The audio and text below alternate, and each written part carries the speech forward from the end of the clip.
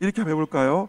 17절 말씀에다가 여러분께서 다시 한번 읽을 때 이 네 소년에게 이 부분에 여러분의 자녀들의 이름을 한번 넣어보시면 좋겠습니다. 여러분의 자녀들, 예를 들어서 우리 박사 공부를 하고 있는 조성모가 있잖아요. 그러면 박명근 선생님은 이 네 소년에게 조성모라고 한번 넣어보는 거죠. 여러분의 자녀들 이름을 한번 넣어 가시면서 17절 같이 한번 다시 한번 읽어보겠습니다. 같이 읽습니다. 시작.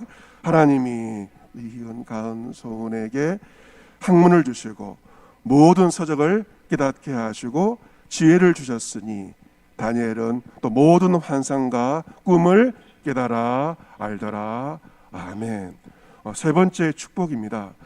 하나님이 다니엘과 세 친구에 주신 축복은 뭐냐면 학문을 주신 것입니다.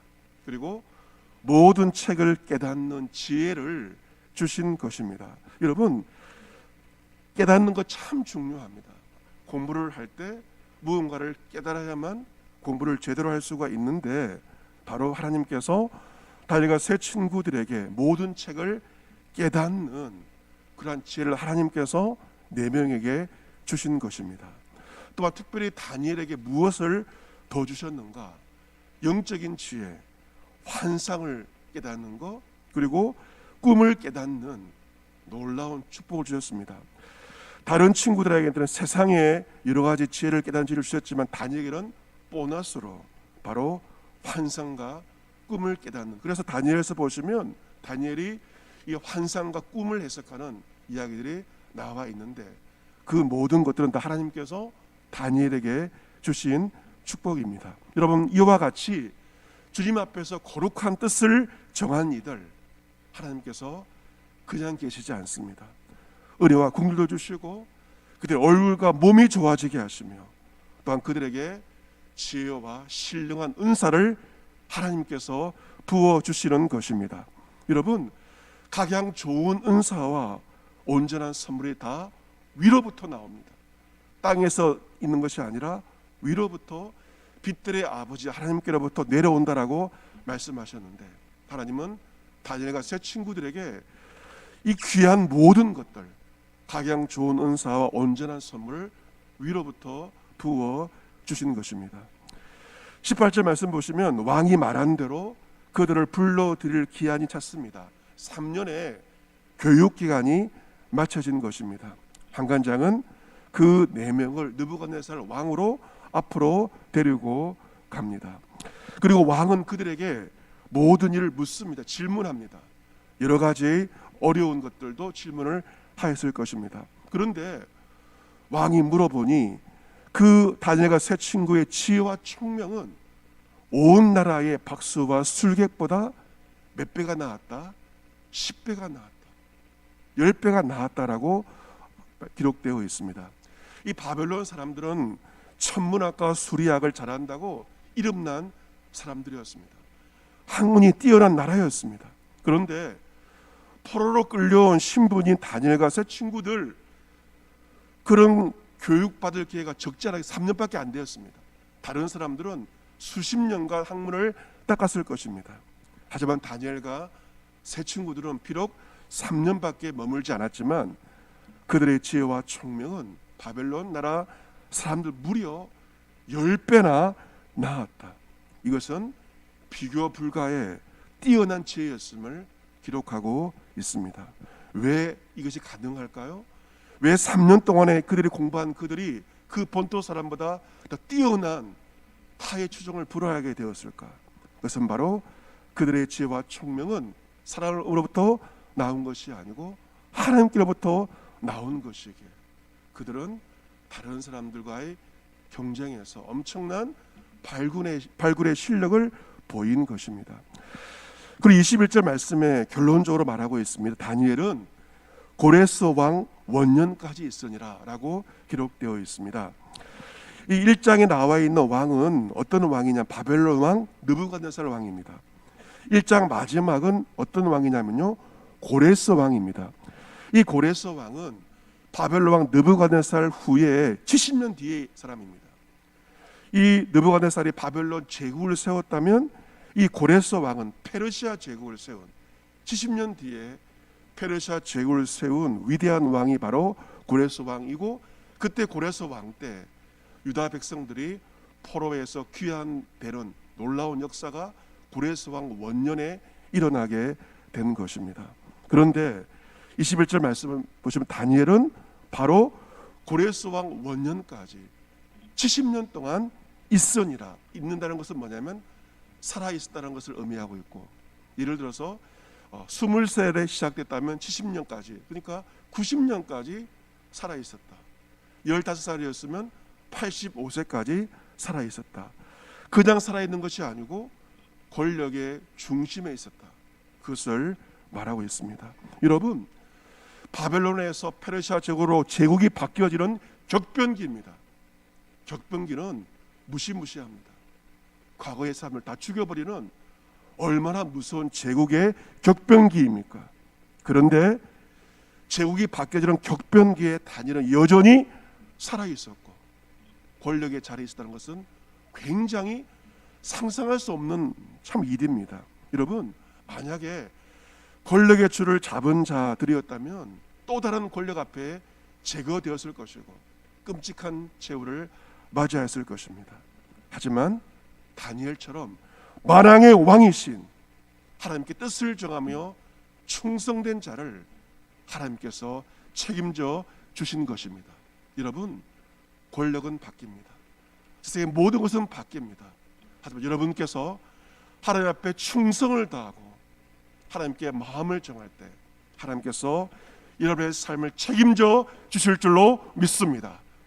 다니엘, 하나님께 정치적인 격변기에 그의 삶과 그의 모든 것들을 보호하시고 인도하셨음이 21절 말씀에 기록되어 있습니다. 이 다니엘과 같은 하나님의 지혜를 받은 사람으로서 원정수 박사를 들 수가 있습니다. 여러분께서 과거에 많은 또 간증을 통해 들어보시지 않았습니까? 이 원정수 박사는 충청도의 가난한 집의 아들로 태어났습니다. 홀 어머니 밑에서 성장을 하였으니 얼마나 힘이 든 삶이었겠습니까? 하지만 가정의 어려운 상황 가운데 하나님을 믿게 되었을 때 하나님께서 그에게 물으셨습니다. 어린 시절이죠. 정수야, 너는 무엇을 원하느냐? 하나님께 그 질문을 하십니다. 그런 솔로몬처럼 지혜를 달라고 지혜를 구하였습니다. 하나님은 그에게 지혜를 주었습니다. 하나님 주신 지혜를 받아 공부하자 그는 중간고사 350등에서 기말고사 5등으로 그 고등학교 대전고등학교, 충남의 명문고등학교, 그 고등학교에서 350등 아이가, 중간고사 350등 아이가 기말고사에서 5등이 되는 그 명문고등학교에서 상상할 수 없는 놀라운 일이 일어나게 되었습니다. 그는 공부할 때마다 성경 한 장을 먼저 읽고 공부하였습니다. 성경을 읽으면 잡생각이 나지 않고 공부에 몰입할 수 있기 때문에 항상 공부할 때 성경 한 장을 읽고 공부하는 그러한 루틴을 가지고 있었습니다. 그리고 서울여대 수석으로 졸업한 다음에 미국에서 지금도 암 전문의로서 이 암의 질병을 이제 치유하기 위한 그러한 일들을 하고 있습니다. 하나님의 지혜를 받을 때 놀라운 일들이 일어나게 된다는 것입니다. 우리 자녀들을 위해서 우리 기도해야 할 것입니다. 중간고사 기간입니다. 대학생들은 이번 주가 중간고사 기간이고 중고등학교는 다음 주 중간고사 기간입니다. 우리가 기도할 때 다니엘처럼 깨닫는 지혜, 공부를 할 때 깨달을 수 있는 지혜를 하나님 주세요 라고 기도하십시다. 우리의 자녀들 다니엘과 같은 하나님 주신 지혜를 가지고 그들의 학업을 잘 감당하고 직장생활을 잘 감당할 수 있도록 여러분께서 다니엘의 그 지혜를 놓고 여러분도 이 새벽에 기도하며 간구하시기를 바랍니다. 야고보서 기자는 지혜를 구하라고, 지혜를 구하십시오 라고 말합니다. 너희 중에 누구든지 지혜가 부족하거든 모든 사람에게 후히 주시고 꾸짖지 아니하실 하나님께 구하라 그리하면 주시리라 말씀하고 있습니다. 우리가 지혜가 부족하다면 가만히 있지 말고 모든 사람에게 후히 주시고 꾸짖지 아니하시는 하나님께 구할 때 하나님께서 주지리라 말씀하고 있고, 오직 믿음으로 구하고 조금도 의심하지 말라라고 말씀하고 있습니다. 우리가 하나님의 주신 그 지혜를 구할 때, 오늘 새벽을 깨운 저와 여러분과 우리의 자녀들은 다니엘과 새 친구들처럼 하나님 주신 그 지혜 가운데 세상을 살아가게 될 것입니다. 그 지혜가 있다면 감히 세상 사람들이 따라올 수 없는 경쟁력을 가지고 세상을 살아가며 세상을 경영할 수 있을 것입니다. 지혜를 구하십시오. 우리가 가정 예배를 드리면서 잠언서를 묵상하고 있습니다. 괜히 잠언서를 보는 게 아닙니다. 잠언은 지혜의 강산의 보고입니다. 엄청난 지혜가 잠언서에 숨겨 있습니다. 우리 그것을 캐내야 되고, 우리 자녀들도 지혜의 보고를 해서 자신의 지혜를 얻을 수 있어야 하는 것이죠. 가정 예배를 드리면서 이제 5월달 우리 가정의 달을 우리가 앞두고 있는데, 우리 자녀도 예배하면서 세상에 다 아는 지혜가 아니라 하나님 주시는 그 놀라운 지혜를 우리 자녀들에게 물려줄 수 있어야 할 것입니다. 여러분의 생업의 자리가 있을 것입니다. 직장생활 있을 것입니다. 여러분의 사업의 자리 있을 것입니다. 세상의 모든 사람들 알고 있는 그 정도의 지혜가 아니라 하나님 주시는 하나님의 지혜를 구하며 간구하시기를 바랍니다.